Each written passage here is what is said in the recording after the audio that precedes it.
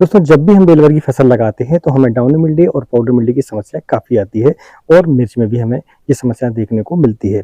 और टमाटर की जब हम फसल लगाते हैं तो उसमें हमें अर्ली ब्लाइट की समस्या काफ़ी देखने को मिलती है और इन समस्याओं से लड़ने के लिए हमें तरह तरह की फंगिसाइडों का इस्तेमाल करना पड़ता है। लेकिन जब हम सारे फंगिसाइड ट्राई कर चुके हों, यानी कि हम बारी बारी से सारी फंगिसाइड इस्तेमाल कर चुके हों, तब फिर हमारे पास रास्ता बचता है बोर्डो मिक्सचर का।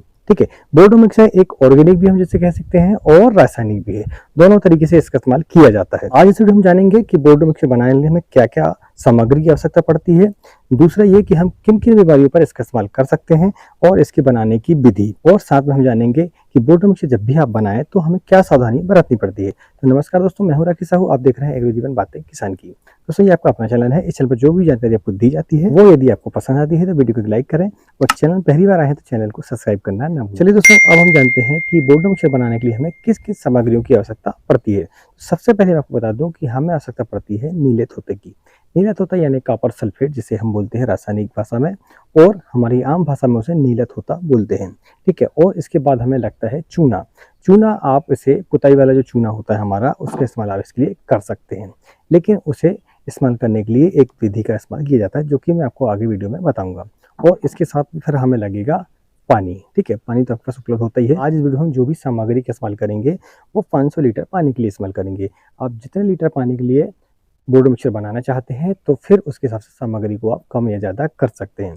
सबसे पहले आपको 500 लीटर पानी चाहिए होगा, जो कि आप देख सकते हैं वो हमारी ड्रम पर अभी है। ठीक है, इसके बाद हमें चाहिए रहेगा कॉपर सल्फेट। कॉपर सल्फेट की जो मात्रा है वो आपको लेनी होगी 500 ग्राम। ठीक है, मैं ये पहले से तौल के रखा हुआ है। ये है कॉपर सल्फेट, इसे आप अच्छे से देख लें, जिसे हम नीले तोते के नाम से किराने की दुकान पर आप उसको ले सकते हैं। इसके बाद फिर आप चूना को जानते हैं। चूना जो पुताई वाला चूना होता है, ये डल्ले वाला, इसका इस्तेमाल आप कर सकते हैं बोर्डो मिक्सचर के लिए। ठीक है, तो ये जो दो सामग्री हैं आपको विशेष तौर से लगेंगी।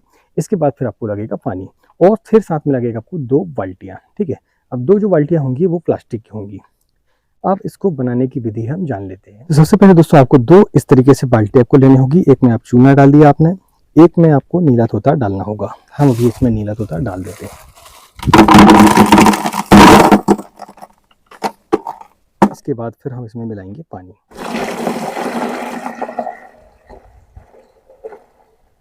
इस तरीके से पानी डालेंगे चूने पर, और इसके बाद जब चूना देखेंगे आप, एक रासायनिक क्रिया इसमें होती है।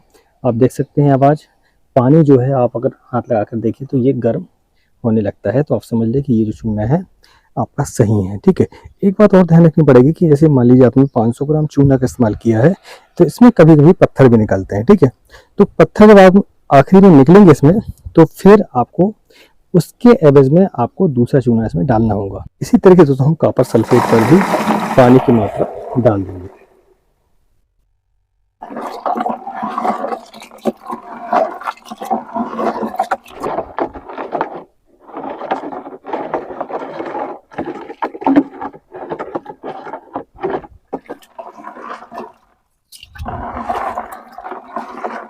सबसे पहले हम दोस्तों क्या करेंगे कि जो कॉपर सल्फेट हमने इसको मिलाया हुआ था, यानी नीले तोते को पानी मिलाया हुआ था, उसको हम इस ड्रम में डाल देंगे। ठीक है, इस तरीके से हम जो है पूरा ड्रम में डाल देंगे। तो इस तरीके से आप देखेंगे कि जो कॉपर सल्फेट है आपको फिर भी बच जाता है, तो इसमें फिर आपको पानी मिलाना पड़ेगा और पानी मिलाने के बाद फिर इसे हिला के फिर इसको अच्छे से डाइल्यूट करना होगा। इसमें कॉपर सल्फेट को डाइल्यूट कर चुका है, यानी कि इसको घोल चुका है। अब इसके बाद हमें जो हमारा चूना होता है उसे इसमें मिलाना होगा। तो उसको मिलाने के लिए आपको धीरे धीरे इसको चूने को डालना पड़ता है। दोस्तों, ये जो चूने का पानी है इसे हम धीरे धीरे इसमें डालते हैं। ठीक है, इस तरीके से हम धीरे धीरे इसमें डालेंगे और इसके बाद फिर ऐसे हम मिलाएंगे।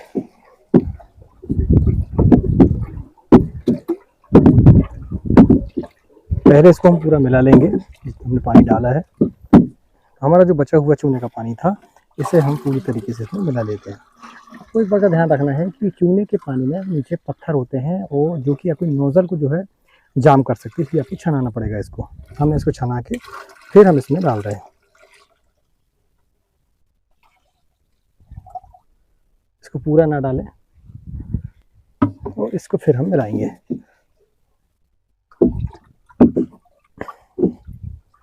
दोस्तों अब हमारा ये बोर्डो मिक्सचर है, ये तैयार है। इस तरीके से आपका कलर इसमें आ जाएगा, तो आप समझ लें कि ये आपका बोर्डो मिक्सचर स्प्रे करने के लिए तैयार है। इसको हम 5 से 10 मिनट के बाद जो है, ताकि अच्छे से ये डाइल्यूट हो जाए, मिल जाए, इसके बाद हम इसको स्प्रे करेंगे। दोस्तों आज इस वीडियो में आपने जाना है कि हम बोर्डो मिक्सचर को कैसे बना सकते हैं।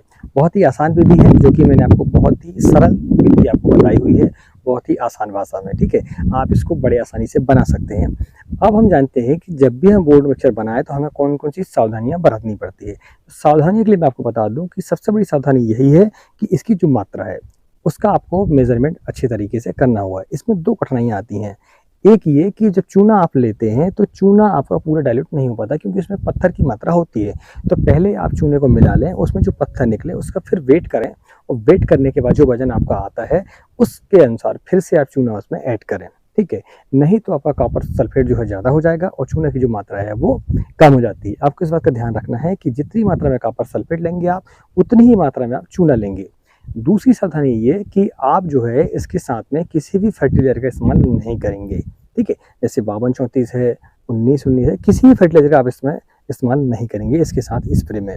हो सके तो इसका इस्तेमाल जो है आप सिंगल करें। आप चाहें तो इंसेक्टिसाइड का इस्तेमाल इसके लिए इसके साथ में कर सकते हैं। ठीक है, दूसरा ये कि जब भी आप कॉपर सल्फेट का इस्तेमाल करें तो आप उसको बढ़िया बारीक करें और मिलाएं अच्छे से। अब यदि आपका जो घोल है वो अच्छे तरीके से नहीं मिलाया जाता तो फिर आपको उसके रिजल्ट नहीं मिलेंगे। दूसरा ये कि इसको स्प्रे करते समय आपको बार बार इसको हिलाना पड़ेगा। जैसे आप यदि 20 लीटर की टंकी पर इस्तेमाल करते हैं तो आप क्या करेंगे, फिर जब भी आप इसमें टंकी को भरने आएंगे तो फिर आप इसमें एक बार दो बार जो है डंडे को चला दें, तो जो आपका बोर्डो मिक्सचर है वो अच्छे से मिल जाता है। अब हम बात करते हैं दोस्तों कि इस बोर्डो मिक्सचर का हम किन किन फसलों पर इस्तेमाल कर सकते हैं। तो इसके लिए आप अंगूर, सेब, वर्गीय फसलों में, आप बेलवर्गीय फसलों में खीरा, लौकी, कद्दू, गिलकी, करेला, इन पर इस्तेमाल कर सकते हैं। आप चाहें तो इसके लिए अर्ली ब्लाइट के लिए आप टमाटर पर इसका इस्तेमाल कर सकते हैं। आप मिर्च में डाउनी मिल्डी और पाउडर मिल्डी के लिए भी इसका इस्तेमाल कर सकते हैं। अब और एक खास बात इसकी ये है कि ये बैक्टीरियासाइड भी है और वायरिसाइड भी है। बैक्टीरियासाइड का मतलब ये है कि यह जो है हमारी बैक्टीरियल ब्लाइट होती है उस पर भी इसका इस्तेमाल करते हैं, तो आपको जो है बैक्टीरियासाइड डालने की आवश्यकता नहीं पड़ती है, चाहे वो आपका COC हो और फिर चाहे वो आपका कॉपर हाइड्रोक्साइड हो, चाहे फिर कॉपर सल्फेट हो, बोर्डो मिक्सचर हो। ठीक है, जब भी आप ये कॉपर संबंधी जितने भी फंगीसाइड आपके होते हैं ये बैक्टीरियासाइड भी होते हैं और साथ में वायरिसाइड भी होते हैं, यानी कि इनका स्प्रे करने के बाद वायरस आने के चांस आपके कम हो जाते हैं। ठीक है, तो इस तरीके से दोस्तों आपने समझ लिया कि आपको किन फसलों पर इस्तेमाल करना है और किन रोगों पर इसका इस्तेमाल करना है। जो चुनिंदा आपकी बीमारियां हैं फंगस संबंधी, उनमें डाउनी मिल्डी, पाउडर मिल्डी और अर्ली ब्लाइट और बैक्टीरियल ब्लाइट। ठीक है, और ड्रिप के माध्यम से आप बैक्टीरियल बिल्ड के लिए और आपका फंगल बिल्ड के लिए इसका इस्तेमाल कर सकते हैं। आप ड्रिप के माध्यम से इसको छोड़ दें तो आपकी जो बैक्टीरियल बिल्ट है और फंगल बिल्ट है वो समाप्त हो जाती है। ये रही दोस्तों आपकी बोर्डो मिक्सचर के बारे में सारी जानकारियाँ। हमें प्लीज़ कमेंट करके बताएं कि आपको जानकारी कैसे लगी। अब कीमत की बात करते हैं तो इसकी जो कीमत है वो जो कॉपर सल्फेट है वो हमें मिला है 300 रुपये kg। चूना 10 से 15 रुपये kg आपको मिल सकता है बड़े आसानी से। ठीक है, तो 1 एकड़ पर इसकी जो मात्रा है आपको लगभग 200 लीटर पानी से लेकर 250 लीटर पानी इसका इस्तेमाल करना पड़ता है। हमें ये 500 लीटर की जो बैरल है ये 2 एकड़ करेले की फसल लिए हम इसमें इस्तेमाल करेंगे, तो बहुत ही सस्ता है। आपका 150 से 160 रुपये में आपका 2 एकड़ का जो सब्जी है आपकी वो सुरक्षित हो सकती है फंगल से। ठीक है, बहुत ही आसान बनाना है इसका, बहुत ही सस्ता है। ये जानकारी आपको कैसी लगी हमें प्लीज़ कमेंट करके ज़रूर बताएं। मिलते हैं अगली वीडियो में, तब तक नमस्कार। जय हिंद, जय किसान, जय जवान।